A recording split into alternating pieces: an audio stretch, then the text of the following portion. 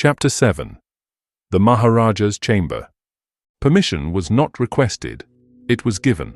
The Maharaja, seated in his private study on the north wing, merely waved a thin hand when Poirot inquired. "Look where you wish, monsieur," he said. "but do not expect answers. This house conceals even from its master." The room was lined with books, maps, and mounted weapons, ornate daggers, curved sabers, rifles inlaid with ivory.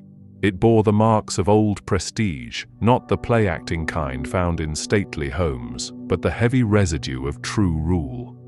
One did not decorate such a room. One inherited it. Poirot thanked him, bowed, and proceeded alone into the Maharaja's private chambers. The antechamber was plain by palace standards. A few statues, a wall mirror, a carved screen of sandalwood. Poirot walked past them with the soft footfall of someone moving through a crypt. The bedroom itself was more intimate, dark green drapes, a massive four-poster bed carved with lions. The air smelled of saffron, rosewood, and faintly of camphor. On a low table near the window lay a row of framed miniatures, women of various eras, each painted in profile. Queens, concubines, wives. Poirot paused. The last image, newer than the others, had been removed. Only the faint impression remained on the velvet backing. He frowned. Poirot then approached the wardrobe. It opened without protest.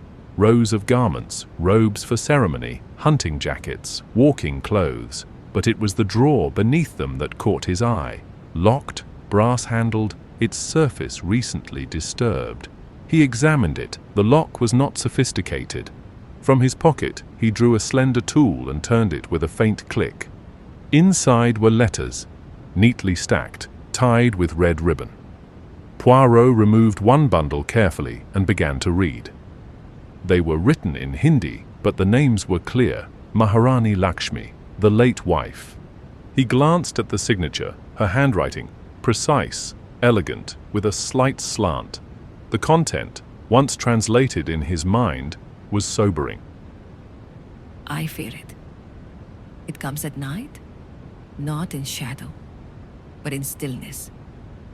They think me mad, but Jai sees it too. It watches from the walls. Another letter. I dream of the temple, of the woman in white who whispers my name.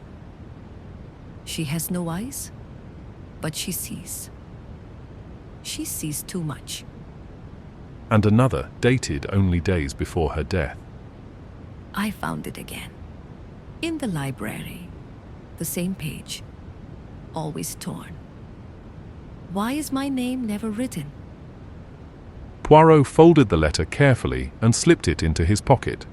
He turned then to the far side of the room, toward a low altar. Candles, half melted, a framed prayer, and something else. A necklace. Not gold or ruby. Simple cord bearing a single wooden bead painted with 3 black dots. A charm, matching the one found in the temple. Poirot touched it lightly. A breath stirred the air behind him. He turned sharply, but no one stood there. Still, Poirot felt it. A weight, he whispered. The Maharani feared she was being erased. He glanced again at the empty velvet frame. Someone has tried to help her vanish entirely. Back in the study, the Maharaja had not moved. He stared into space, as if listening to music no one else could hear. Poirot approached. Your Highness, may I ask, who removed your late wife's portrait? The Maharaja did not blink. She is no longer here. Poirot waited. Then gently, Do you believe she is gone entirely? the Maharaja exhaled. No. And the child? Jai remembers everything. That is the danger. Poirot inclined his head. I believe I am beginning to see the shape of the ghost in this house, Highness. But now I must see where it began. Later, Poirot stood again at the temple steps, staring up at the dome. The pattern was clear now.